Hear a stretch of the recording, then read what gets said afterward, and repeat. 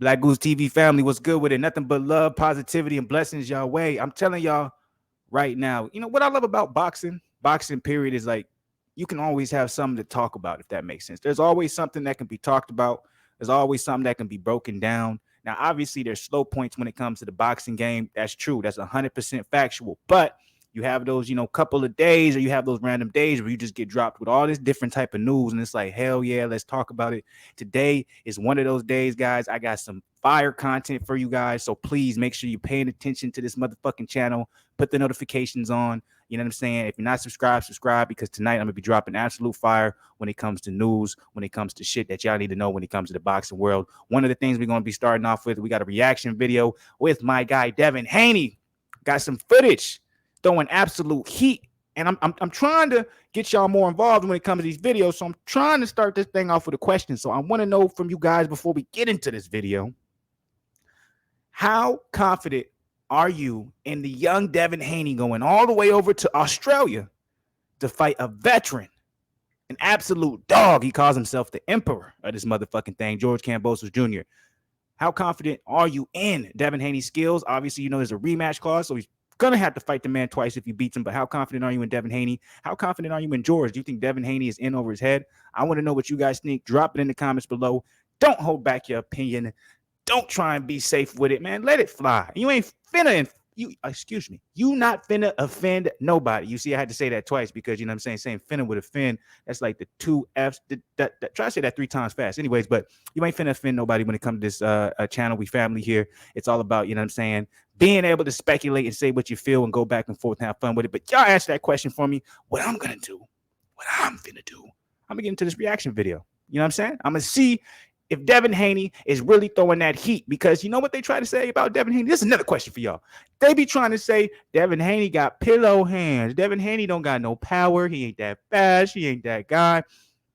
Do y'all think Devin Haney has pillow hands? Like, let me know. Do y'all really believe that narrative? Anyways, we finna find out. Let's go ahead and take a look at this particular little training clip that we got. We're gonna react to it, see what it's looking like, see how he's training, see if we can break it down. Maybe I can give y'all a little bit of analytical background when it comes to this particular video that y'all weren't even thinking about. And if I can't, hey, I appreciate y'all watching. Let's go ahead and check it out. Come on. Okay. Okay. Yeah. Oh. So real quick on this particular video, I know it just started, but there's something that I am seeing that is a drastic difference in Devin Haney. And I know it's just mitts, you know what I'm saying? Mitts don't hit back, all that good stuff. I know y'all gonna say that, whatever. But if you watch Devin Haney over the years, if you are a close observer of how Devin Haney trains, etc., obviously we don't know when this, footage was being filmed. It could have been at the beginning of the training session, which makes a big difference. Or it could have been at the end, which makes a big difference. Either way, all I can go off is this video with no context. And the first thing I'm noticing is the fact that he's not necessarily sitting in that Philly shell positioning, right? He's not in that Philly shell stance. Devin Haney is known particularly for the Philly shell stance. Now, in my opinion, he is very good offensively when it comes to the Philly shell stance. Offensively, Devin Haney is a goddamn dog. IQ-wise, being able to utilize his length, his reach, get hit, not get hit. IQ of where he is in the ring. He's beautiful offensively when it comes to, and this is my opinion, utilizing the Philly shell. Some might say, the Floyd Mayweather style, whatever. But defensively, I've always saw a lack, or at least something that an opponent that can capitalize off of it, they will do that. And we saw it one time when he fought Linares at the end of, it was the 10th round or 9th round. He got caught. And the problem I would see with Devin Haney is sometimes he would get really lazy with where his right hand is. So a lot of times he would throw the jab and he would drop it. A lot of times he would throw the hook and he would drop it. But the reason behind this, what people don't know, is not because he doesn't have good defense or he's lazy with his defense, but it's because Devin Haney is so goddamn big for his division. He's usually the taller fighter. He usually has the longer reach. He doesn't feel as in danger of someone being able to counter a jab or a right hand, in the sense of throwing maybe a left hook, or he doesn't feel as in danger of someone being able to capitalize off of him dropping that right hand, because he's like, as long as you're at the end of my punches, at the end of my jab, and I know how good I am at ring control, you're not going to be able to capitalize off of me maybe keeping it just a little bit too low, obviously, unless he does what he did with Linares, and he ended up what? Let's bang just a little bit. Let's get. Let me throw off my range. Let me cut off my range a little bit. Let's have a little fun. You know what I'm saying? And that's when it ends up being a problem.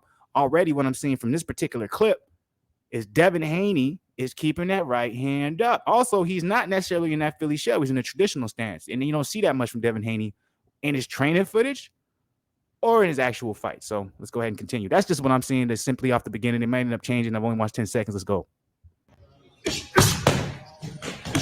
I know y'all see it. No Philly shell stance. He's in a traditional stance. This is different. Interesting. Also, I don't know if you're a follower of Devin Haney. A lot of times, he works on. I won't say he works on because it's like I'm not in the training camp. I don't know what he works on. Right? I can only go off of like little clips that were being given. But a lot of the clips that come out, he's working on speed. He's working on muscle memory. He's working on being able to counter things in that essence. In this video, they're working on him sitting down on his punches and utilizing his power, as well as working on that traditional stance and also making sure certain fundamentals are in place. Everything you can see, he's sitting down on the jab, he's sitting down on the hook. Beautiful. Oh, wow. He looks good. Nice. He looks good. Looks powerful. Hey, I was impressed from that little bit right there. I like what I saw because the one thing I always used to criticize Devin Haney was like I know why you fight in the Philly shell the way you do, and sometimes you will allow your right hand to drop. Like, I know why you allow your right hand to drop is because you don't think anybody will be able to get past that jab. And if they get past the jab, they're going to be running into a right hand because you that damn good. But once you start fighting the elite, you can't, you don't want to leave any openings, especially with him still being a young man and not necessarily having his grown man strength yet, right? Because Devin Haney doesn't. He's only 23, 24 years old. He's not going to have the grown man strength until he's like 28, right? Until he's like my age. So he has about 4 years before that. Fucking animal, though. Devin Haney's a goddamn animal. Watching this makes me want to go train right now. Like, I did my thing. I got in some good work. But watching this right now, I was like, I didn't work hard enough. Not even close. Shit. This is why I'm like, man, I got to do more cardio, nigga. I mean, he looks good, though. He looks really good. He's putting in the work, man. He's putting in the goddamn work, which, you expect him to do.